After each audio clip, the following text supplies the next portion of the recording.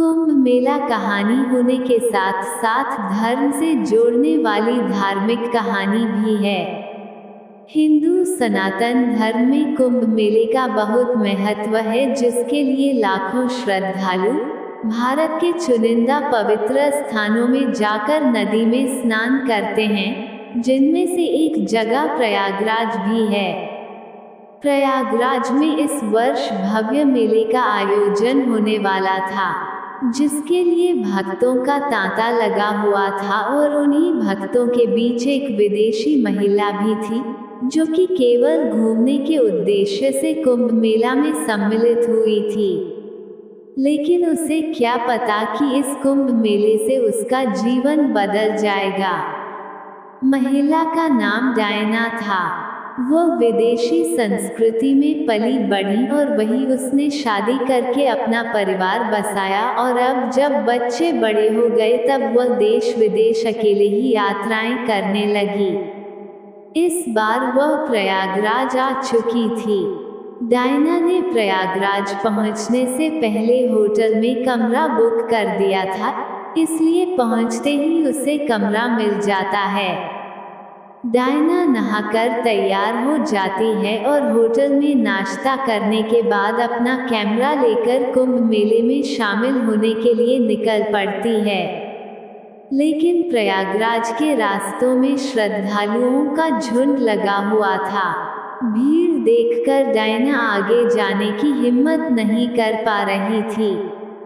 अचानक डायना को एक अघोरी दिखाई देते हैं, जो अर्धनग्न अवस्था में सफेद विभूति से रंगे हुए दिखाई दे रहे थे। डायना को उन्हें देखकर उनकी फोटो खींचने का विचार आता है। वह अघोरी के पास पहुंच जाती है और अपना कैमरा चालू करके उनके सामने खड़ी हो जाती है, और जैसे ही वह फोटो खींचती है, वह आश्चर्यचकित हो जाती है, क्योंकि अघोरी कैमरे से दिखाई नहीं दे रहे होते। डायना कुछ अंदाजे से कुछ फोटो खींचती है, लेकिन अघोरी का प्रतिबिंब फोटो में नजर नहीं आता। डायना को लगता है कि उसके कैमरे में कोई खराबी हो गई होगी, इसलिए वह चेक करने के लिए कुछ आने जाने वाले लोगों की भी तस्वीर खींचती है। लेकिन उनकी तस्वीर साफ साफ दिखाई दे रही होती है, तो फिर अघोरी में ऐसा क्या था जो उनकी तस्वीर नहीं आ रही थी। डायना अघोरी के पास जाकर उनसे बात करना चाहती है, लेकिन अघोरी भक्तों की भीड़ में आगे बढ़ते जाते हैं।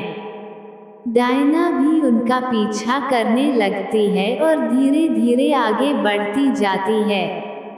डायना को अघोरी रहस्यमयी लगने लगे थे।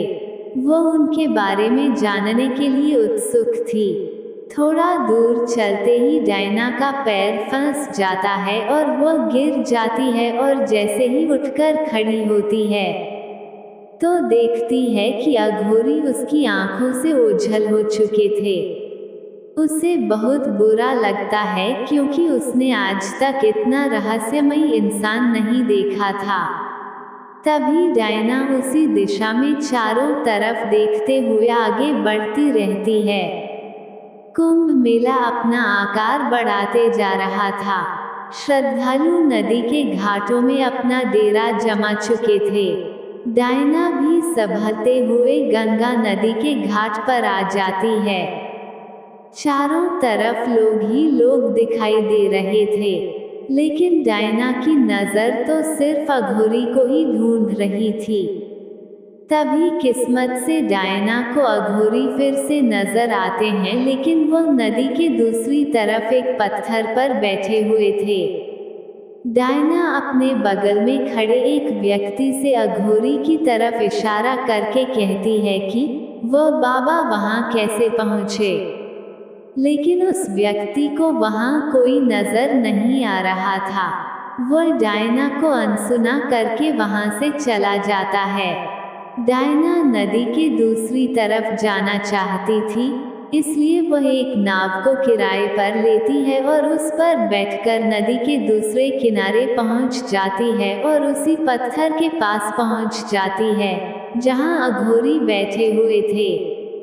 अघोरी ने अपनी आंखें बंद कर रखी थी और ध्यान में मग्न थे।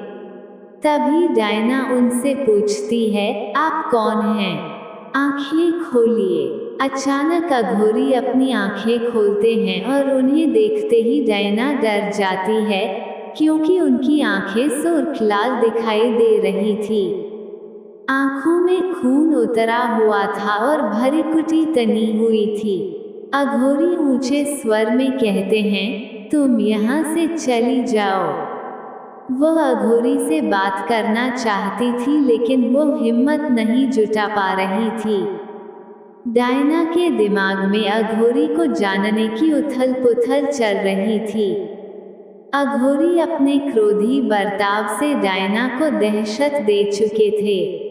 डायना अघोरी के सामने बैठ जाती है और कहती है, जब तक आप अपने बारे में कुछ नहीं बताएंगे, मैं यहाँ से नहीं जाऊंगी।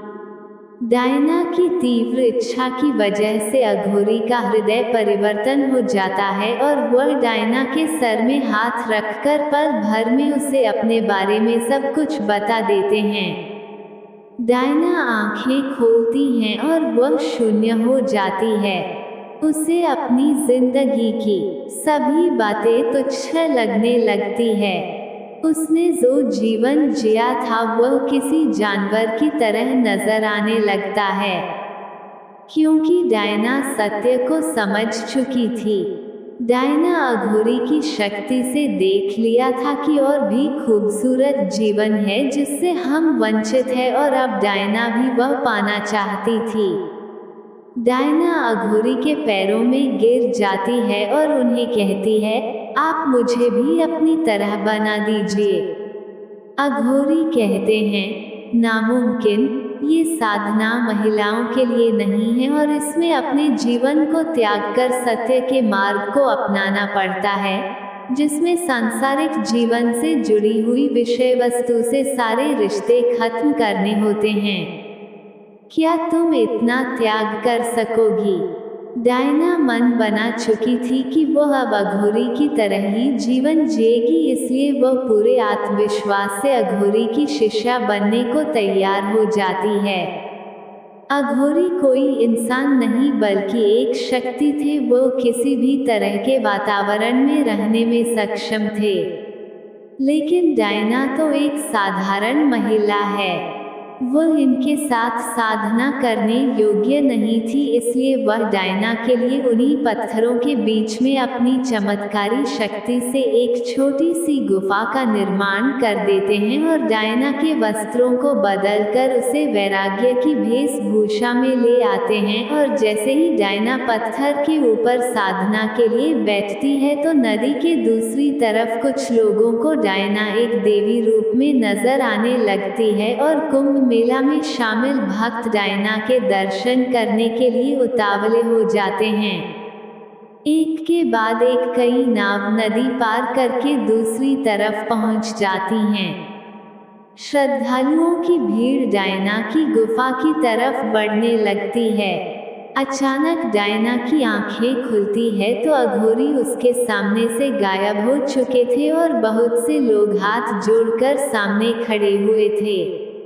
डायना को समझ में नहीं आता कि वह इतनी महान कैसे बन गई कि लोग उसे एक देवी समझने लगे, जबकि वह एक साधारण महिला थी। लेकिन यही कुंभ मेला का प्रताप था जिसने डायना का जीवन बदल दिया और उसकी बेरंग जिंदगी में भक्ति का रंग घोल दिया था।